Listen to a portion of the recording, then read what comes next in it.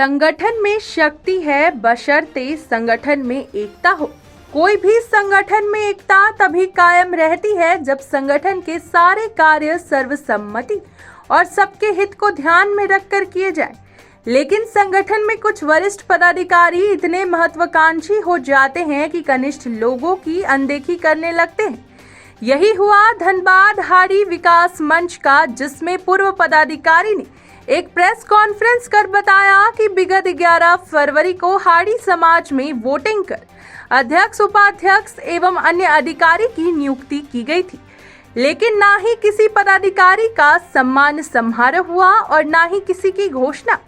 वही पदाधिकारी ने बताया कि प्रेस मीडिया के माध्यम से यह पता चलता है कि सभी का स्वागत समारोह और घोषणा भी हो चुका है, लेकिन हम पदाधिकारी हैं और हमें जानकारी तक नहीं है, जिससे यह हाड़ी समाज टूटा हुआ नजर आ रहा है।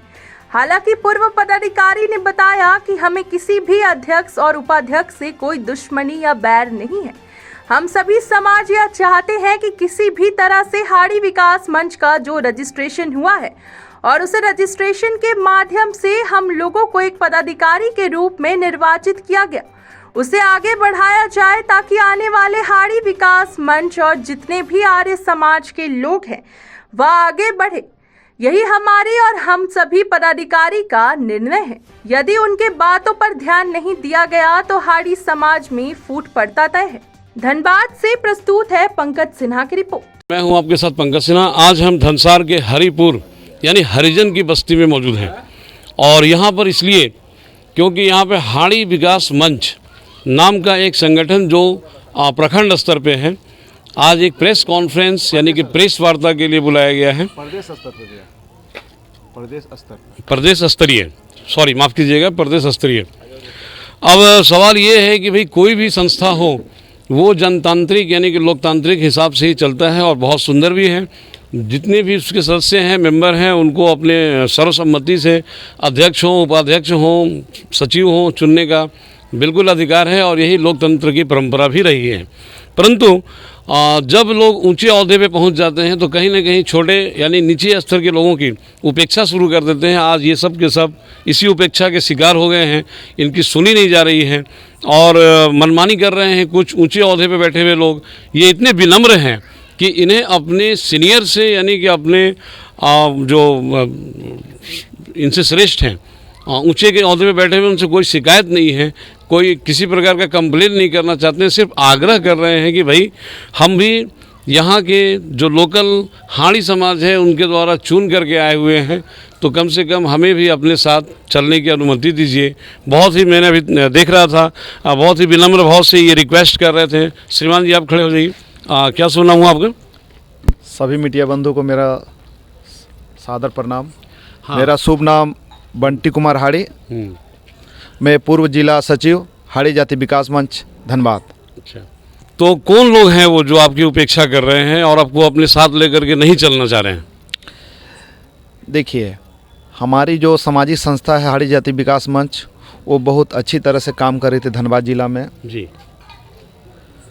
और घटना परिघटना में हमारे धनबाद जिला के सभी पदाधिकारीगण, 10 प्रखंड के हमारे सदस्यगण, पदाधिकारी सभी घटना परिघटना में अपने आप को उपस्थित होते थे। वहाँ पे प्रशासन से हो या कहीं कोई बड़ा मुद्दा हो तो हम लोग बढ़ चढ़ के हिस्सा लेके उनको उनका हक दिलाने काम करते थे। बहुत सुंदर ढंग से हमारे धनबाद जिला काम कर रही थी और हम लोग सही तरीके से हम लोगों ने धनबाद जिला चुनाव का वोटिंग के माध्यम से हम लोगों ने वोटिंग कराया। 11 फरवरी ये चुनाव हुआ।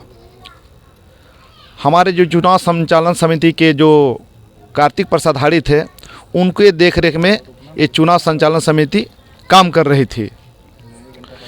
चुनाव संचालन समिति काम कर रही थी बहुत सही ढंग से, लेकिन कार्तिक प्रसाद हाड़ी जो चुनाव संचालन समिति के जो मुख्य संचालन समिति के सदस्य थे, उनके दिमाग में कहीं न कहीं ये बात चल रही थी कि जो पूर्व जो कमेटी है, जिला कमेटी, उनको एकदम एक तरफ रखा जाए। अब ये बात उनसे हम कहना चाहते हैं कार्तिक प्रसाद हाड़ी से कि आखिर आपका मंशा क्या था। हम लोगों ने सही ढंग से चुनाव करवाया। चुनाव होने के बाद हमारे 4 प्रत्याशी वोटिंग के माध्यम से जीते धनबाद जिला में। हम लोगों ने एक आग्रह किया, हमारे जो 4 प्रत्याशी जीते थे, कि एक समीक्षा बैठक होना चाहिए था। 1 महीना बीतने के बाद भी समीक्षा बैठक नहीं हुआ।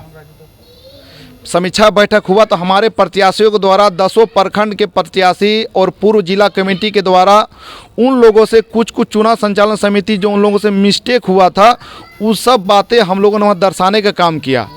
लेकिन सभी बातों को कार्तिक प्रसाद हाड़ी ने मैडम खारिज कर दिया। वो अपने आप को बता रहे थे कि बहुत सही ढंग से चुनाव हुआ और हमने ऐसा कोई गलती नहीं किया। तो आखिर चुनाव संचालन समिति का गठन किसने किया था? हाड़ी जाति विकास मंच के कहने पर चुनाव संचालन समिति भंग हुआ, जिला कमेटी भंग हुआ और उनके जिला कमेटी के माध्यम से चुनाव संचालन समिति का गठन हुआ। तो फिर आपका क्या मंशा था कि आपने चुनाव संचालन समिति बनने के बाद जिला कमेटी, जो पूर्व जिला कमेटी थी, आपने कहीं उनको कोई जगह नहीं दिया, सब चीज़ अपने देखरेख में काम किया। आखिर क्यों, किस लिए, आपका मंशा क्या था? मंशा उनका अभी दिख रहा है। जो हमारे नवनिर्वाचित पदाधिकारी जो जिला अध्यक्ष हैं अजय कुमार हाड़ी, उनके देखने में वो काम कर रहे हैं। वो जो गाइडलाइन दे रहे हैं कार्तिक प्रसाद हाड़ी, वही गाइडलाइन में वो काम कर रहे हैं। कार्तिक प्रसाद हाड़ी के चलते हम लोगों ने प्रदेश कमेटी का विरोध किया, जिनके चलते हम लोगों ने प्रदेश कमेटी का हम लोग वोटिंग नहीं किए। आखिर क्यों भाई? हमारे जो साथी थे, हमसे जो सचिव पहले थे, हम उनके जगह में पूर्व सचिव थे जब वो थे, उनके भी उनसे साथ भी उनका हुआ, उनमें भी कार्तिक प्रसाद हाड़ी का नाम आया। क्यों भाई? इतना बड़ा जो चुनाव हुआ, उसके बाद चुनाव संचालन समिति बैठक नहीं हो रहा है। आप गुपचुप तरीके से कहीं न कहीं 3-4 जगह प्रोग्राम हुआ। चुनाव संचालन समिति के देखरेख में जो नवनिर्वाचित पदाधिकारी गण जो बने हैं, इन लोग के चुनाव संचालन समिति की देखरेख में लोग कहीं न कहीं प्रोग्राम हो रहा है, कहीं पंपू तला में, कहीं